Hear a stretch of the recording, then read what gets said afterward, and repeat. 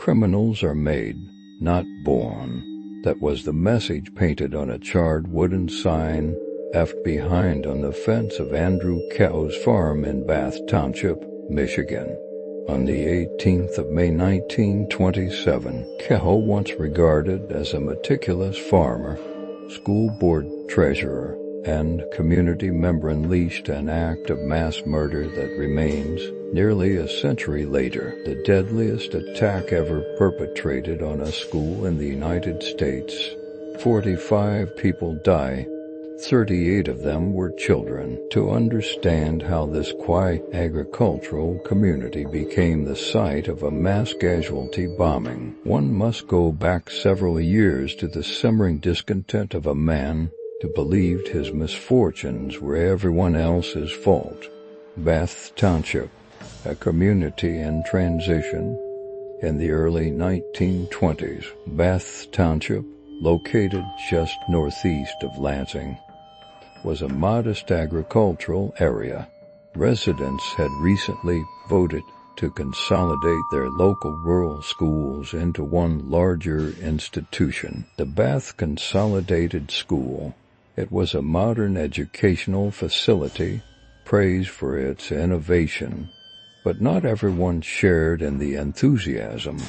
The decision brought with it higher property taxes, and with only 300 adult residents, the tax burden was acutely felt. Among those who felt it most bitterly was Andrew Philip Kehoe, a 55-year-old farmer and electrical engineer by training. Kehoe had moved to Bath with his wife Nellie in 1919, purchasing a 185-acre farm. Outwardly, he was known for his tidiness and helpfulness, but neighbors also remembered a man with a violent temper who once beat a horse to death and was suspected of deliberately sabotaging an oil stove that killed his stepmother, the making of a dangerous injustice collector. Kehoe's grievances accumulated over the years. He opposed school taxes vehemently, frequently sparring with other members of the school board. After his election as treasurer in 1924, he lost a bid for township clerk in 1926, a public rejection that some believe triggered his descent into violent planning. Compounding his anger was the fact that his wife Nellie was chronically ill, likely with tuberculosis. Medical bills mounted. In June 1926, Kehoe was informed that foreclosure proceedings had begun on his farm. When the sheriff served him the papers, Kehoe muttered, "If it hadn't been for that $300 school tax, I might have paid off this mortgage." But what no one realized at the time was that Kehoe had already begun collecting large quantities of explosives, legally purchased pyritol and dynamite, under the guise of farm work.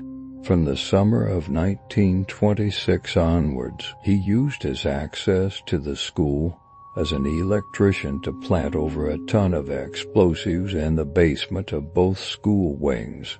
Nellie was discharged from Lansing's St. Lawrence Hospital on May 16th and was murdered by Kehoe some time between her release and the bombings 2 days later. Prior to the day of the disaster, Kehoe had loaded the back seat of his truck with metal debris capable of producing shrapnel during an explosion. He also bought a new set of tires for his truck to avoid breaking down when transporting the explosives.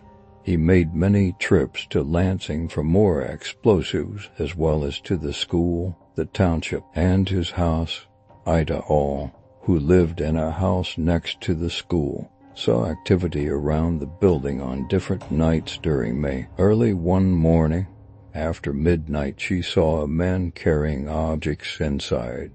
She also saw vehicles around the building several times late at night. All mentioned these events to a relative, but they were never reported to police the day of the disaster. At around 8:45 a.m. On the morning of the 18th of May 1927, a series of explosions shattered the calm of Kehoe's farmstead. These were not accidental barn fires or stray sparks from faulty equipment. They were carefully timed incendiary devices, homemade firebombs that Kehoe had meticulously prepared and wired throughout his home and outbuildings. Within moments, the Kehoe farmhouse, barn, garage, and tool sheds were engulfed in flames. The thick smoke quickly caught the attention of neighboring farmers, as was typical in rural communities of the time. Neighbors sprang into action without hesitation. They formed an impromptu brigade, climbing through broken windows, searching the smoldering ruins for any signs of survivors. Among them was O.H. Bush, who later recalled crawling into the burning structure and salvaging furniture and explosives, unaware of the wider catastrophe unfolding. But Kehoe was already in motion. Calmly, he pulled up in his Ford pickup truck, its bed loaded with shrapnel and dynamite, hidden beneath a layer of tools and farm equipment. He paused just long enough to speak to the men battling the fire. According to witnesses, his words were chilling in hindsight. "You fellows are my friends. You better get down to the school." Without offering further explanation, he climbed into his vehicle and drove away, leaving behind the wreckage of his property and the charred remains of his wife Nellie, whose body was later found in a wheelbarrow by the chicken coop. North Wing explosion. Classes at Bath Consolidated School began at 8:30 a.m. Kehoe had set an alarm clock in the basement of the school's North Wing, which detonated the dynamite and pyridyl he had hidden there at about 8:45 a.m. Rescuers heading to the scene of the Kehoe farm fire heard the explosion at the school building and turned back in that direction. Parents within the rural community rushed to the school. The school building resembled a war zone, with 38 people killed in the initial explosion, mostly children. Eyewitnesses and survivors were interviewed afterwards by newspaper reporters. First-grade teacher Bernice Sterling told an Associated Press reporter that the explosion was like an earthquake. The air seemed to be full of children and flying desks and books. Children were tossed high in the air. Some were catapulted out of the building.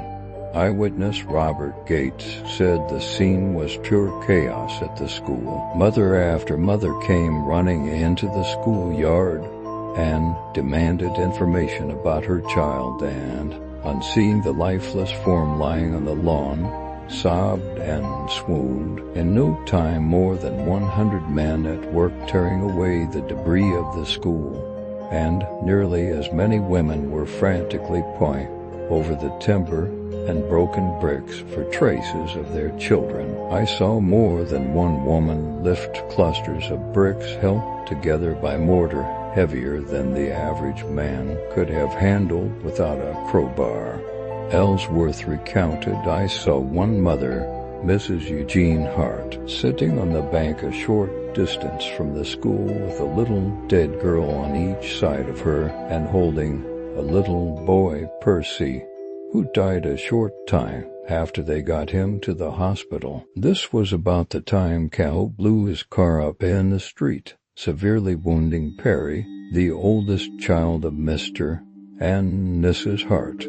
The north wing of the school had collapsed, leaving the edge of the roof on the ground. Ellsworth recalled that there was a pile of children of about 5 or 6 under the roof. He volunteered to drive back to his farm and get a rope heavy enough to pull the school roof off the children's bodies.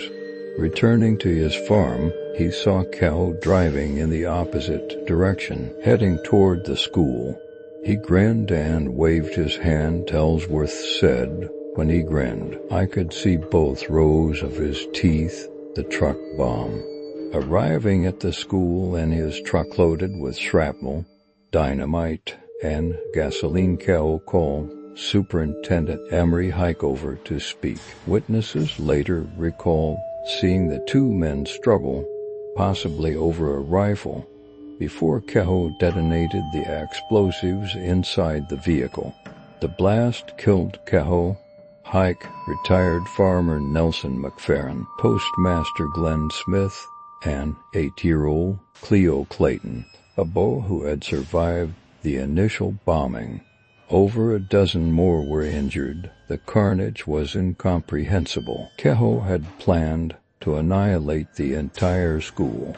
Searches later discovered 500 pounds, 130 kilograms of unexploded dynamite and pyridyl in the south wing of the building. If the second device had functioned as intended, the death toll would likely have doubled. Investigations and inquests, police, and state investigators swiftly concluded that Andrew Kehoe had acted entirely alone in orchestrating the Bath school disaster. The evidence was both overwhelming and meticulously laid out.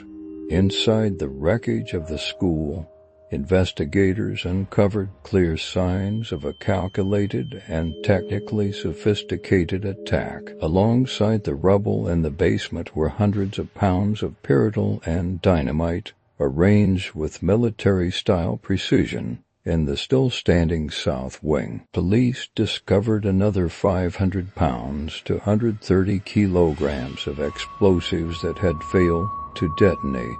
This cache included dynamite hidden in piping and rods, all linked by wires to an alarm clock detonator, which had evidently malfunctioned during the initial blast.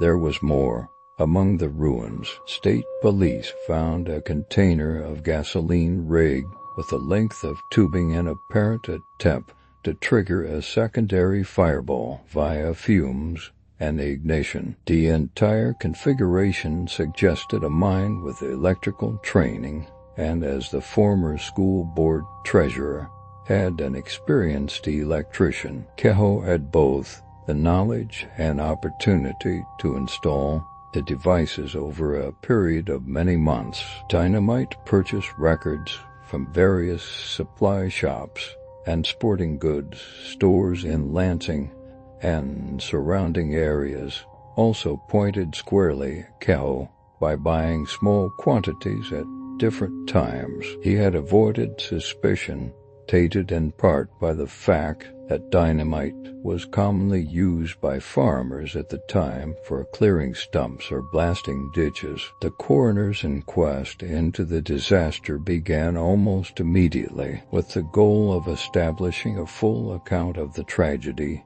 and determining whether any other individuals or parties bore responsibility. More than 50 witnesses were called to give testimony before a jury of local citizens.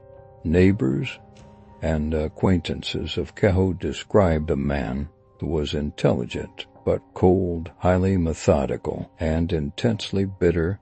Testimony painted a picture of a man with a long-standing grudge against nearly every institution in Bath Township. Witnesses spoke of Kehoe's obsessive protest over school taxes, his attempts to block even minor expenditures as a school board member, and his bitter enmity toward Superintendent Emery Hike. Several recalled how Kehoe had once beaten a horse to death when it failed to meet his expectations, and that he shot a neighbor's dog simply for barking. His compulsive neatness and meticulous dress sense, changing shirts midday if they became even slightly soiled, further reinforced his image as a man of rigid control, prone to anger when orders slipped beyond his reach. But despite these unsettling characteristics, there had been no actionable warnings that could have led authorities or the community to foresee a planned mass murder. as the jury reviewed the evidence. They ultimately exonerated the school board and its employees, finding no grounds to accuse anyone of negligence or complicity. In their official verdict, they concluded that Kehoe had conducted himself sanely and so concealed his operations that there was no cause to suspect any of his actions. The victims and community response: in total, 45 people died in the Bath school disaster. 38 were children between the ages of 7 and 14. The rest included teachers, the school superintendent, passers-by, Kehoe's wife, and Kehoe himself. The names of the children, such as Percy Hart, Hazel Weatherby, and Blanche Hart, are etched in the historical record. Their loss was marked by an immense public outpouring. Over 100 Zero vehicles passed through the town in the days following. Aid poured in from across the United States. Senator James J. Couzens personally donated $75,000 over £1, $3 million in 2024 to rebuild the school, rebuilding in remembrance. By September 1927, the Bath community resumed classes in temporary buildings.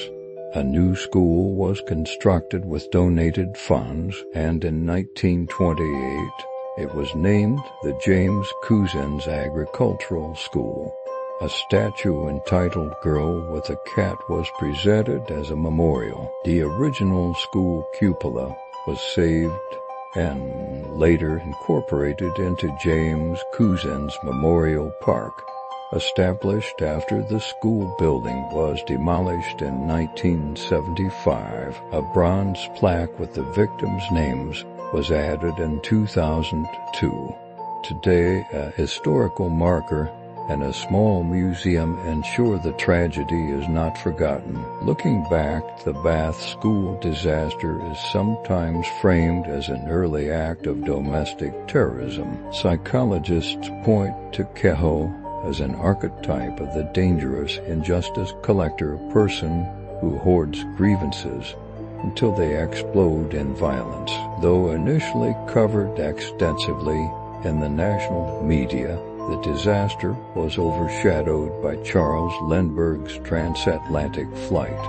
3 days later, the final chilling detail: when authorities inventoried Kehoe's estate, they concluded he had enough unsold equipment to pay off his mortgage. He did not have to destroy everything, he chose to.